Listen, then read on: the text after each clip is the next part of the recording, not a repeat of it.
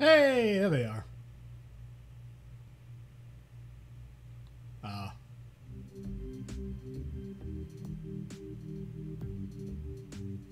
Well, right, do I see?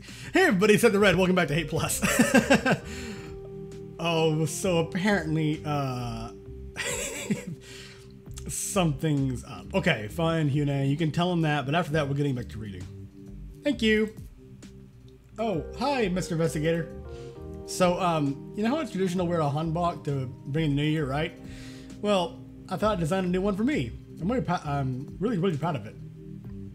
I tried to convince Mute to let me make her a new one too, but she wouldn't let me.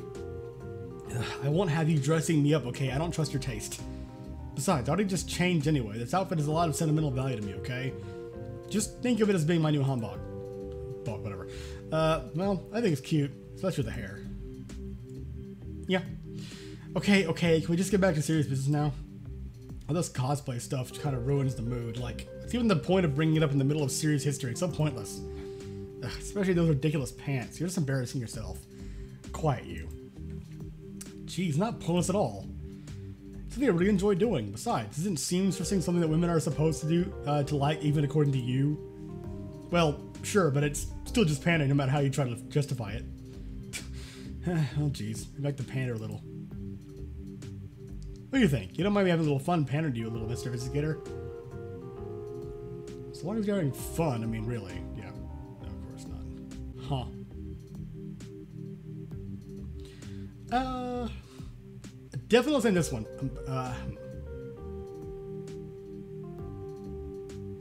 Sure, what I don't. Great. Okay, fine, whatever, I don't care. Please, can we get back to reading now? I want to find out what happened, okay? If you want to be frivolous inside, whatever, but can we not keep wasting time? Very well. But I think you should switch me back to over to that new hanbok first. I think you'll like it.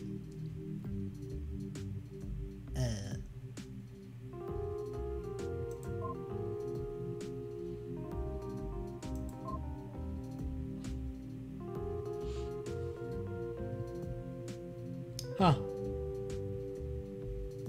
Alright then.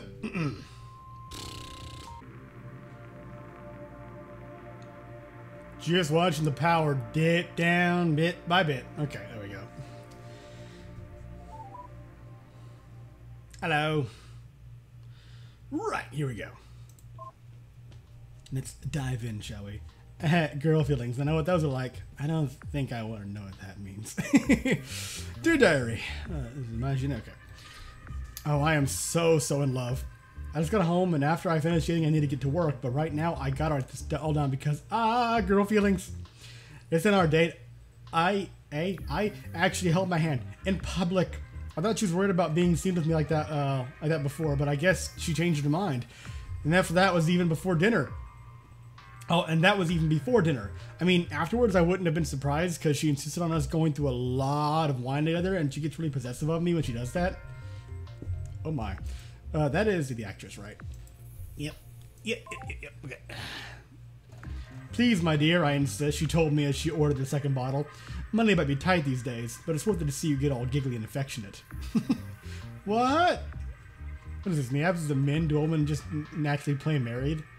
I don't even know what you're talking about, I said. But then I couldn't help but giggle. Oh, fine. I mean it truly, especially with how little I seem to see you lately, she said sadly. Well, we'll be able to spend more time, more nights together once we're able to get a place of our own, right? I asked. I really can't wait until we can. If I could take her back to my home, I'd be fine, but oh no way am I sleeping with her at my parents' on the other side of the screen. Getting a place of my own on the same deck is the only option I can wait. Right, she said, and took another drink. Why wouldn't she? Is Ae-jeong a noisy sleeper? Oh, Hyun-ae. You sweet summer child, Pat. Oh, God, it's so cute. Okay, she's completely oblivious. Afterwards, we went back to her... Oh, my. Maybe, like, you shouldn't be reading for this, Hyun-ae? I mean, possibly, but it's entertaining as hell. Afterwards, we went back to her cozy apartment behind the theater, and we drank some more. It pretty quickly got to the point in the evening where she could just not keep her hands off me, which, oh my gosh, I just still cannot deal with at all. You know, I stammer, if you keep being like this with me, that with me in public, all those fangirls who call you big sister are gonna get jealous. My, are they now? She said in that super husky voice of hers. It just totally makes me melt. Then she started to stroke my hair. I wish, sadly, there's not many of them anymore. Since single girls just don't go to the theater these days, it seems. Good, I said. I'll enjoy it myself. I didn't miss all the love letters, though. This is really, really, really too much. They were the most flattering thing, she teased me. Then she walked over to the futon and slipped out of her dress like it was the most natural thing ever. And oh my gosh, just every time I see her naked, I'm just so blown away. That gorgeous black hair resting on her soft, totally smooth, perfect curves. And those long legs and long fingers and perfect, just, geez, I had to stop. I can't do her justice at all my babbling. But, she could do anything to me after seeing that. And she knows it. Well, I could call you that too, and I know way more about what makes you beautiful than all those girls did anyway. Do you? She said, staring at me and giving me that look. I think I was way drunk past the point of anything but blushing all the time, because that really, really would have done it otherwise. And then she just teased me for that too. Come here, she told me, gesturing. I had no choice but to do what she said. She undressed me quickly. It's her way of showing that she's in control, and I still get pretty nervous. I mean, really, I'm just terrified. What if she realizes just how much out of my depth I am compared to her? It's not as bad as it used to be, especially that first time she saw my boobs, but oh my gosh, I just feel so aware of how gross and sweaty my body is and how it's got little hairs where she's perfectly smooth and how my boobs are tiny compared to hers, and just, I don't know what she sees in me. I love her, I know she loves me back, but I just don't get it sometimes. Is it normal for girls body mute? I don't know, okay, why would, okay, fuck. But then she pulled me onto her lap and we kissed, and then we both giggled and at how we tasted like the peach drinks we just finished off.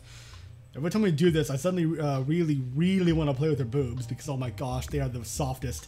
Then she gives me a look and I stop, but, well, after a while this time, I just couldn't get over how perfect her body is. This isn't just love-struck rambling. It really is perfect. I ended up kissing her neck, and even that was just so soft. I don't really know what came over me, but I kind of really felt like biting her. I don't know, I feel bad now, but I just felt like I really wanted to immediately leave a blemish on that super perfect body of hers. And I guess, to show that she was taken. I don't know, it's stupid and sounds awful when I say it now, but I started out gentle and she let me, so I kept going. I didn't even stop when she cried out. I didn't even have to stop. I think to stop. All I could think of when I heard that moan of hers was like, gosh, I wanted to hear more. When I put my head back to look at her, it was just, gosh, it really did stick out so much. Her complexion perfect and skin totally smooth in every other way except for that big red blemish. I really wasn't prepared for this kind of detail. And knowing that it was mine, I felt like I really wanted to do it again, but then she grabbed me strongly and kept kissing me. Then she pinned me down and went at it more. I wanted to apologize, but she wouldn't even let me say anything. But I'm pretty bad at using words around her. I'm really glad we have a relationship like this because if I couldn't kiss her, I don't know how I could ever. I don't know if I could ever really tell her how I felt. Typo, I guess. No, that sounds like gosh, something you'd what? Hyun-ae, calm down. Then she went down on me, and I just completely, totally melted under her. I really wish I'd done the same for her, even though she's pretty much a natural at making me cry out and never know what I'm doing, but we pretty much both passed out right there before I could. When we woke up, we were both just all tangled up together naked on top of her sheets, and she slept with her head on my waist. No. Nothing at all. I don't find it romantic even slightly. Okay. I really didn't want to leave. I hate the mornings after. Why do our amazing evenings have to end? Gosh, I'm just so in love with her. I wish it was possible to just spend an entire day with her and not worry about having to work and scramble home in the morning and, why don't we already live together? It's not fair. And I hate the morning after just in case, okay. Part 2. Hey, Ae-jeong. Okay then. Oh, that's bad. Yeah, it was bad from the start. Oh no, what's bad? Cause, With every passing day comes increasing worries about what the next will bring. My only reprise from my fears comes during my rare dates with my cute flower Jin-a. But more and more, I truly hate these mornings after.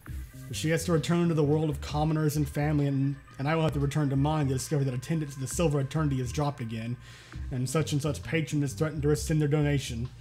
Beside me, I watch the naked form of my love selflessly sleeping as I write. I have both overwhelming desire to join her and trepidation toward the inevitable awakening the next morning.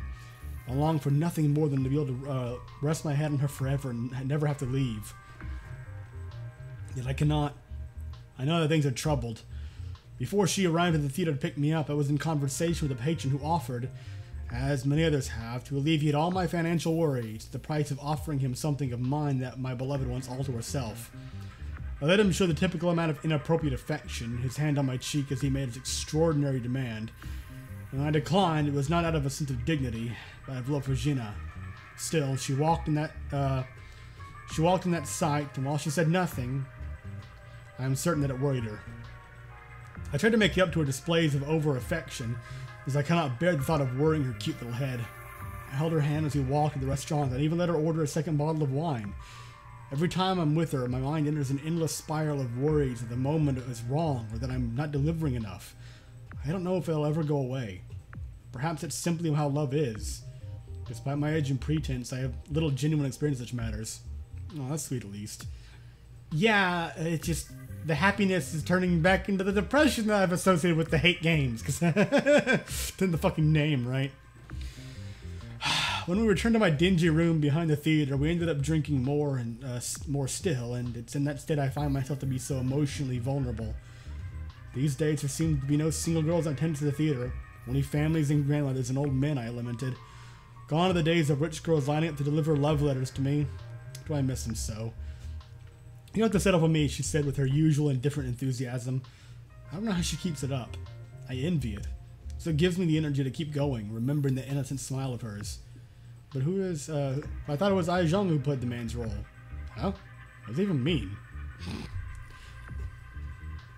But I wanted her so much. I wanted to embrace her and to be overwhelmed with immediate passion for her, such that I could forget my lamentations and melancholy and simply live in the moment where I'm naked before her excited smile.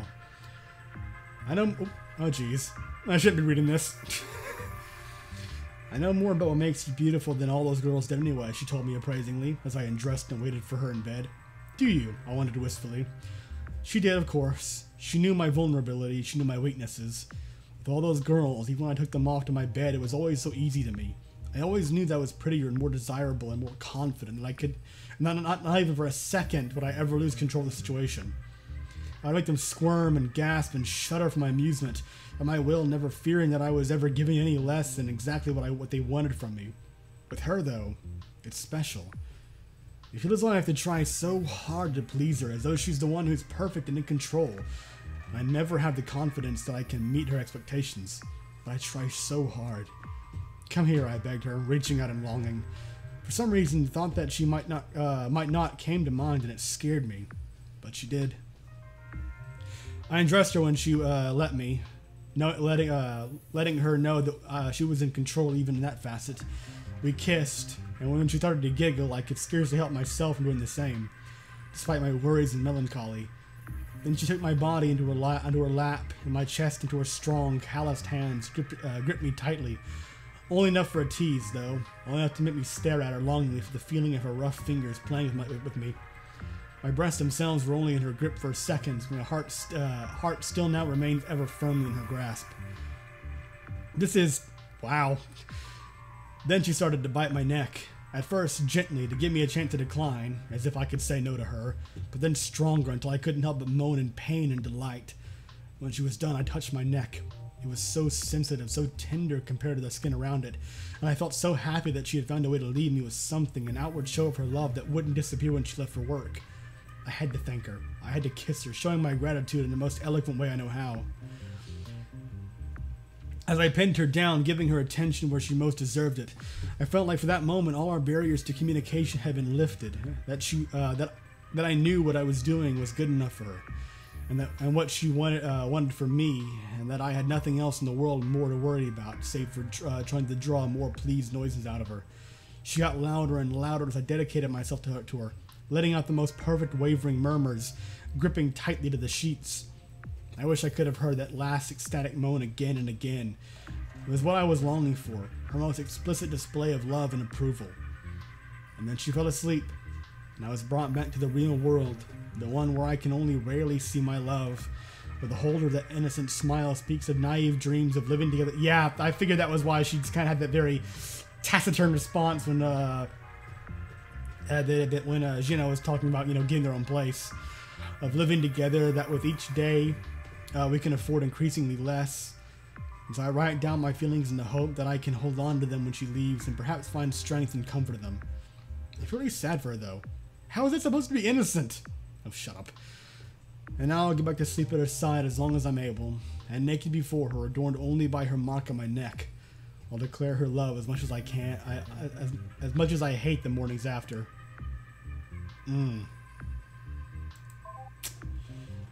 Hey, the depression. Oh, another review. Great. Let me guess. It's going to start slipping because she's kind of getting more worried, anxious, isn't it?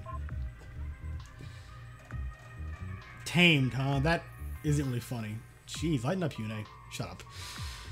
It's not that Rendezvous in the Dark has no redeeming qualities, or that it fails at what it sets out to do. It's about Miss Hong, Ae-jeong, a troublemaking schoolgirl with a heart of ice, and her overwhelmingly generic upperclassman, Kill, who for reasons of plot contrivances end up chasing around and antagonizing each other for 2 long acts, until the end where Hong is naturally tamed and the two marry. As far as this kind of mediocre play goes, it's the best I've seen, but the pinnacle of mediocrity is still mediocrity. The problem is it doesn't tell a compelling story.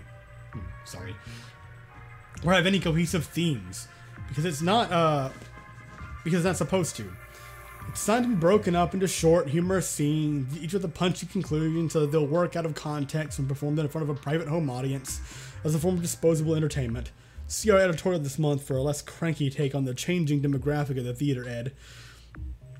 And it is disposable entertainment. This is a play that's supposed to be funny even if your mother-in-law is talking through half of it. To its credit, it succeeds on that merit. But so what? Is that really the highest goal that theater has now? Is this truly the best use of the amazingly talented Eternity Troop's time? And who cares about art and theater? And who truly cares about art and theater will continue to be dismayed. With all that said, if there is one woman in the world who can sell the implausibly bitchy jerk turning into a love-struck wife and imbue the role with perfect comic timing, it's Ae-jeong. And Lee Tai-mi manages to his own character through sheer force of his own personality whenever he's on stage. Although, unfortunately, lately his role at the Silver Eternity's actual theater has been performed by understudies. I don't understand why these were included, though. They're boring, too. If you like... I'm assuming it's supposed to take this... be like a snippet of what's happening kind of like outside of the immediate other stories. Kind of like a clue into the world beyond sort of thing, you know? Extra context, maybe? If you like this sort of thing, Rendezvous in the Dark is absolutely worth seeing. If you only go to the theater to leer at beautiful actresses, well, you can't go wrong with the ever-lovely Ae-jeong. More discerning audiences will stay away from the pale shadow of what the Silver Eternity used to be. 2 stars. Rendezvous in the Dark is currently being performed in its entirety at the Silver Eternity Theater to selection part of the trip. Okay, right before I said, right. Nothing. Do you think maybe we could talk? Sure. That is it. So, this is kind of embarrassing to bring up. Well, I could do with a drink then, just in case. Plus, my throat's starting to get a little... Okay, go on. But that's not going to stop you, is it? Well, all these people sure seem to talk a lot about sex, don't they? And there's nothing wrong with that, at least as far as I'm concerned. I mean... It's embarrassing. Nothing wrong with that.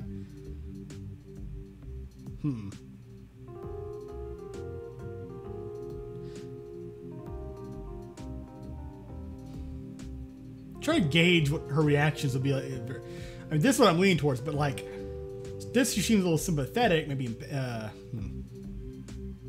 might be empathizing with her. Maybe this.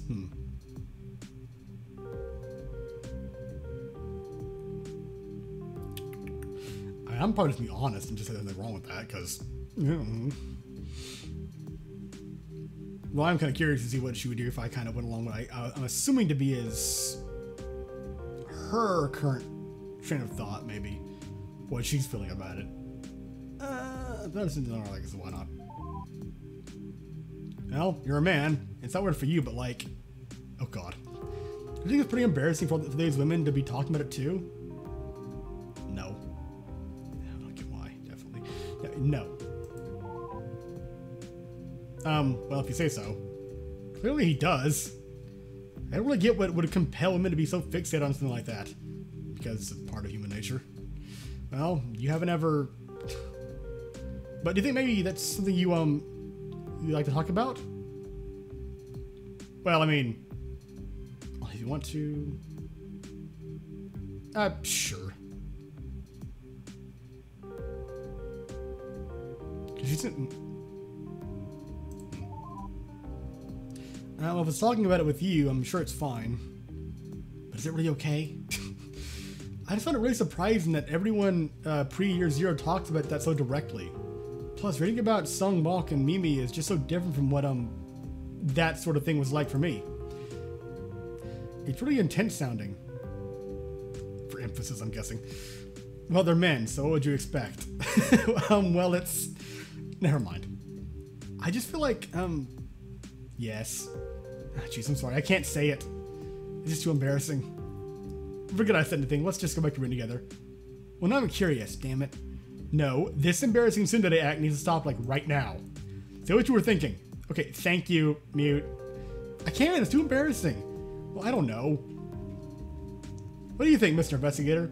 Should you get off the hook for wasting your time like that?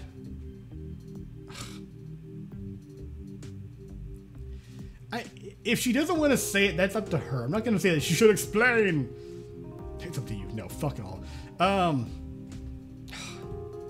As much as I'm curious, I don't want to push her. That's... I mean... I don't want to be a dick and be like, no, you have to tell me what's on your mind right now, you know? Out of your comfort zone or not. Just do it. I mean, it could potentially be a good thing for her to, but at the same time, I don't want to... It's fine.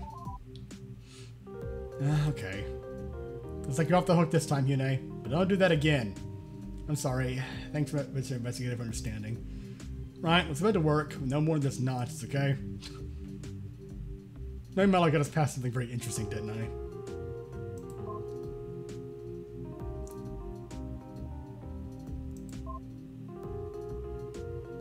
I make everything worse. Oh god. I fear that I may only be causing my cute little flowers Jin-a to wilt. Does my presence in her life bring her hardship? Being the subject of her impossible dreams will only cause her more suffering when the schemes of the artifice become exposed. I fear that I give her false hope, a false sense of security that it only make things worse when I fail her. Worse, I find myself shielding her from the truth. She's so poetic about everything. Please raise your standards, Hyun-ae. I wanted to tell her about the patronage that I had been reluctantly forced to consider. That was my intent when I came to see her. I knew something so pivotal to my future, and therefore hers is something I needed to discuss with her. When I arrived at her family's stand in the plaza at a closing time, a man who I rightfully assumed was her father was engaged in an intense-looking conversation with her. I would have stood nearby and waited for them to finish, but when she saw me, he looked out without another word. A troubled look was on his face as he passed me by, and he just shook his head at me. In retrospect, I know exactly what the look signaled, and I cannot in good faith disagree with the sentiment, for I know it was out of earnest concern for his daughter's, my love's, well-being. But at the time, I knew not what to make of it, and it was more concerned by Jin-a herself. My fathers don't always know what's about what's right. Yes, they do. That's not the same thing as yours. Well, no, she has a point. Your parents do not always know what's best. It's it's prudent to listen to those who have more experience than you, but just because someone is older does not inherently mean they're going to be right or to have the proper insight into certain subjects or things, because some people may be ignorant despite their age. That happens quite a lot. So, like I said, it can be prudent to have the opinion of someone who is more experienced than you, but that doesn't, just because they're older does not inherently mean that someone is going to know more about what they're know what they're talking about. In some cases, some might know even less, actually. When I arrived at her family's stand on the plaza, oh yeah, okay, I heard that. But then I knew not what to make of it and was more concerned with Jin-a herself. Fine. No smile. Oh, this is a little too harsh. Just pay attention to the log, it's fine. At least she apologized, so there's that. No smile at her reddened face, only tears. She stared at me, quivering, light glistening off her eyes. Then she rushed toward me, and when I hugged her tightly, she let go of whatever inhibition was holding her back and started to cry with great sadness. I felt a pang in my chest to see her so, and all I could do was stroke her hair and tell her there, as she cried into my shoulder. I wished I could find her a more private place than just letting her cry in public, but her home would be more crowded, and the back room where I sleep in was currently used during the day. If only I still had the apartment behind the theater. At least there weren't many people about at this hour. After a while, when she calmed down a little bit, or at least ran out of energy to keep up the sobbing, and I set her down. Oh, little flower, do you wish me to get you some tea to help calm your nerves? And then we can talk about it, I offered. She nodded. Thanks, she said, and I was grateful because I needed it for my own nerves as much as she. I left her alone and hurried to the nearest machine I could find in the plaza. When I returned, she didn't seem to have moved at all. I sat down next to her. Canned tea? Yeah, you get it from a vending machine. It can be either hot or cold. It's really good. I mean, it makes sense, you know. Then again, maybe they did away with that, you know, from her quote-unquote time. This iteration of Mute. Hey, I said, wrapping my arm around her shoulder. Hot or cold? She sniffled. Hot, please, she said. They also have canned coffee, but my parents said let me have it. Okay, I got it. Weird. Hot, please, she said. I handed her the can. She opened it, took a very long sip and sighed. Tell me about it, dear, I told her, pulling her in close. Dad Owen's gonna get married, she said. Oh, finally her parents take some responsibility in getting her married. Whatever.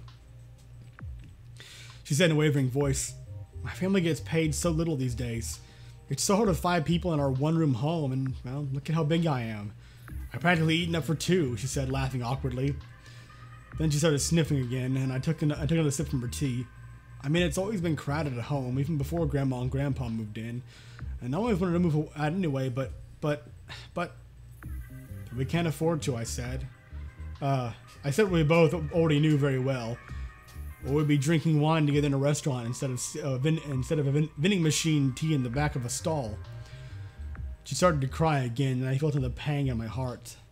My levity had only made things worse. Yeah, she stammered between sobs. Dad was talking to me all. Please just hear him out. He's a good man. I mean, the guy himself, I'm sure he's nice, but I want to be with you. I love you, and I just want to be with you. I held her tightly as her poor tears gripped my heart, and I wished there was anything I could do. What about the stand? Wouldn't you make more money from for the family if you could still work? Even if you didn't keep any wages for your own savings, perhaps it'd be better, I asked, expecting there to be an answer for why that wouldn't help. And there was. Apparently the flower stand barely made any money these days. Well, it didn't go to rent, instead went for plaza bribes to desperate nobles. It sounded like the only reason they had it now was still for her own sake. See, this is why that kind of relationship isn't just harmless. But maybe I'll run away. I could take my savings and just sleep behind the theater at night. And try to find odd work during the day, or just something, she cried out, tears falling from her face. Do you know why this man wants to marry some girl he's never met? Do you know why? I asked. He's just as poor as us. Do you know why?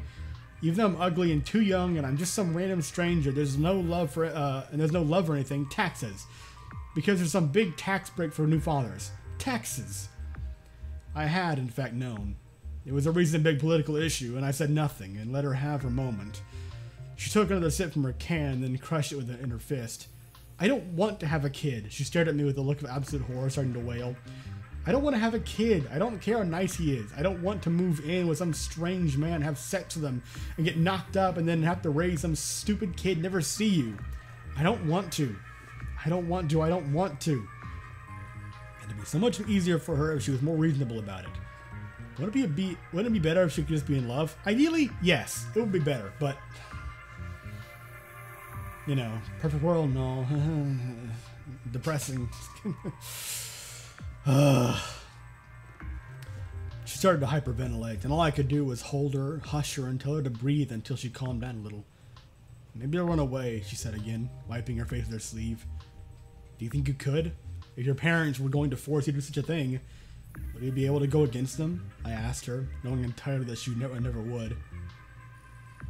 She said nothing, but just grabbed me tightly and stared at her. And I stared at her poor, swollen face, her tear-filled eyes looking so hurt. And then I thought of my own situation. And not only could I not comfort this poor girl that I had allowed to depend on me for comfort, how not only had I let her down, but how also my future was just as doomed as she was having so much trouble admitting hers was. Her only hope lied in a loveless, sham marriage, mine in the graces of a private patron. Either way, our love would inevitably be torn asunder. That's not how love works. Somehow I don't think you're the most... What monster how these women don't expect love to come before marriage instead of after? Mute, you... Okay. Product of a rather twisted and cold world. At least it would offer stability, somehow escaped my lips. I hadn't meant to think aloud like that. She had no words. She only grabbed me tighter and started to wail loudly again. She cried a river of tears against my breast, sobbing uncontrollably, and I found myself overwhelmed by pity. I started to cry a little too and forced myself to remain silent lest I somehow found a way to worsen the scenario even more. Ugh.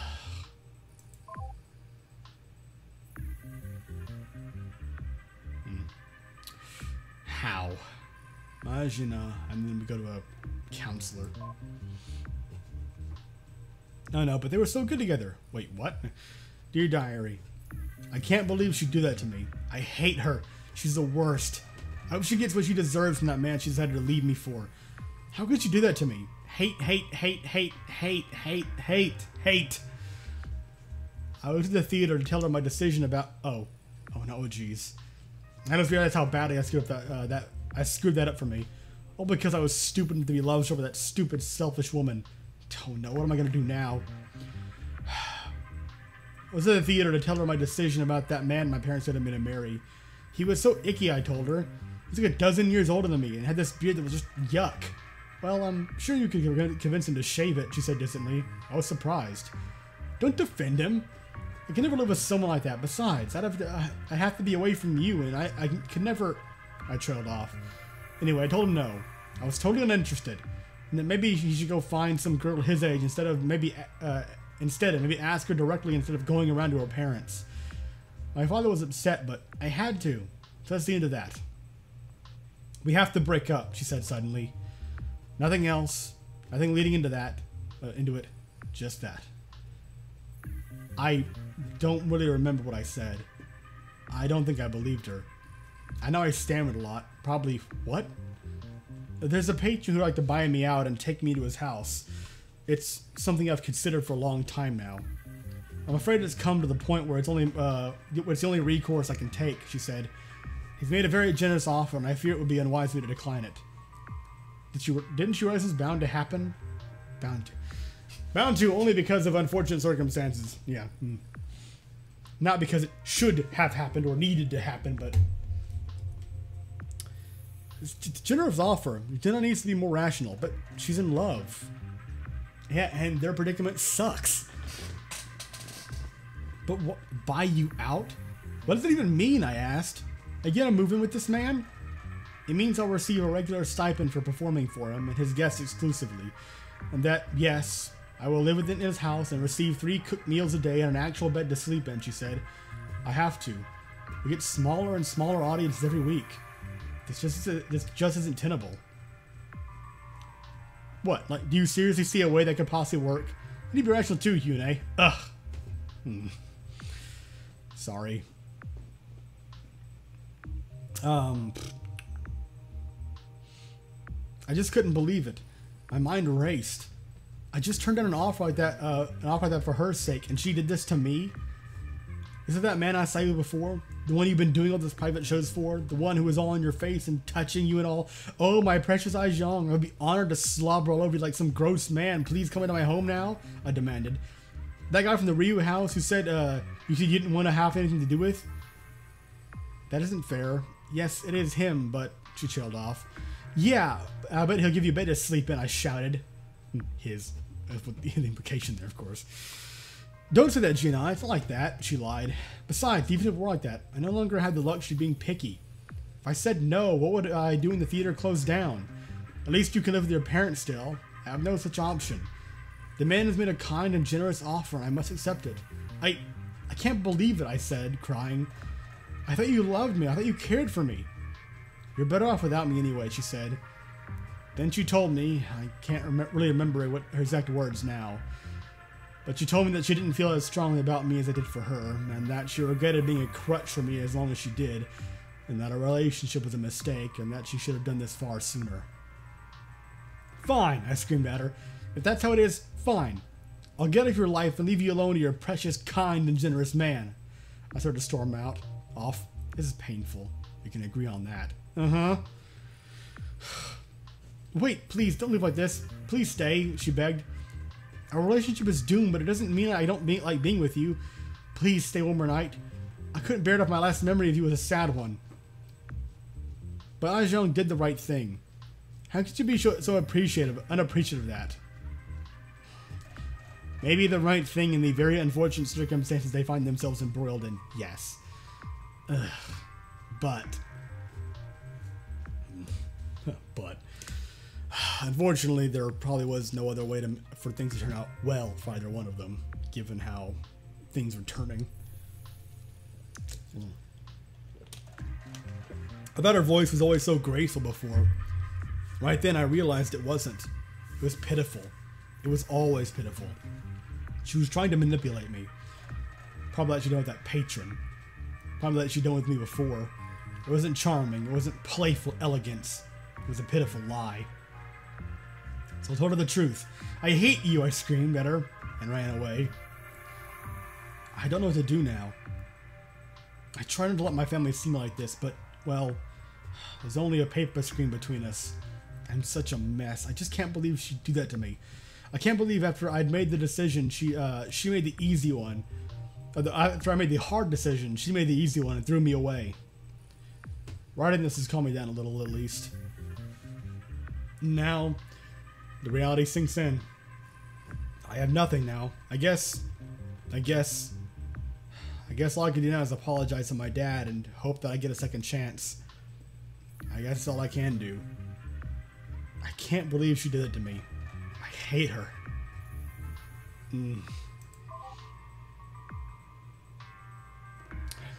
The most extravagant bribery. Oh, that's the first Emperor's brother we're talking about. Okay, music just kind of dipped. I had the utmost pleasure of being invited to Ryu Kwang-soo's home to discuss business with the man. Yeah, really big dip. You're right. When one of the Ryu family wants you in their pocket, they sure don't fuck around about it. It's by far the most extravagant form of bribery I've ever witnessed. I'm pretty surprised it's his brother that's the chief counselor, not him, because he seems a hell of a lot bolder to me. Are all the counts on the Buddy families like this? Because holy shit, I sure could get used to being in these ranks. He briefly mentioned a possible deck space deal over drinks, but most of the evening was filled with gesturing. Hell of a job with the gesturing, though. I thought he couldn't get any crazier than when he casually mentioned busting out some vintage 4000 wine, but then he did. Instead of just some regular household servant delivering, he got Ae-jeong herself to do it.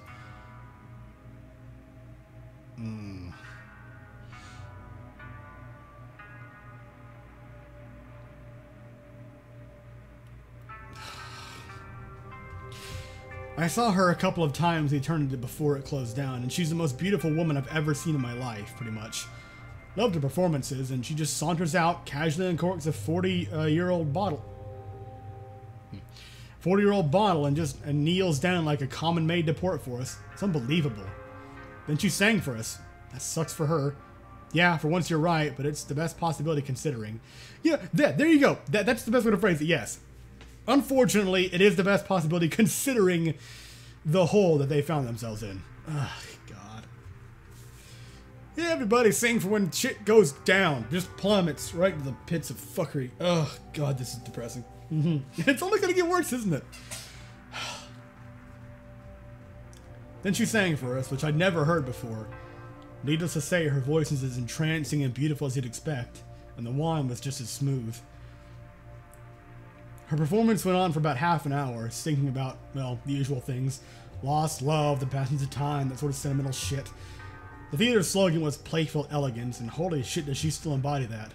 It's a guilty pleasure, but I can't say that her singing about past romance isn't emotionally affecting. It haunts your soul. God, that hurts more knowing the context behind that. Knowing that the reason it's so affecting is probably because she's singing from something very deep and very personal.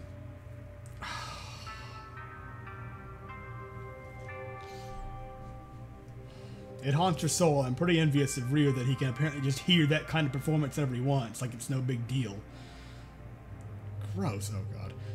Then she sat down next to me with her legs brushing against mine and kept pouring me more wine. I mean, I'm not stupid. I know that Ryu was trying to seduce me with that kind of treatment. He just wants me to imagine how impressive their bride must be. That was the point when he mentioned the possibility of getting my family some deck spaces more spacious than we were before. Like maybe even with a window to the stars. That's a romantic thought, that's for damn sure. I got a chance to talk to Ae-jeong while Ryu was in the can. Mostly, I just used the opportunity to gush at how big a fan I was of hers. She was pretty gracious in listening to me. I like that hairpin that you have, I told her. It's very bold. Oh, this? It's rather... Aw, she kept the hairpin, wow. Yeah, I figured. It's rather ugly, wouldn't you say? She said with a delightful laugh. Oh, God, that... I can only imagine that must have really hurt to say, with a smile and everything, unless maybe she began to resent... Well, don't know, we haven't gotten anything from her perspective since then. Either way, even if she has begun to resent Jin-a over their parting, that's just terrible too. How it just flipped over like that, and but I promised my first love that I'd hold on to it. Just twist the knife, just twist it hard. Then Ryu came back into the room and we talked about our days at about university. He wanted to know what things were like nowadays, and I was pretty happy to oblige with stories from my undergraduate studies. At the end of the evening, he said he'd save discussing business for next time, and that he wanted to hear more stories about his old professors. I'm not stupid to think that he's interested in any legitimate friendship, but this is what my counsel of it is worth. Man, I'll take it. They really do not do things by half measures. With regards, Counsel Tai. Well, I guess it ended well for everyone, at least, if there was heartbreak. Well, it's not the good word. It ended. I know, it just pretty makes me feel sad. And it should. Yes. Yes.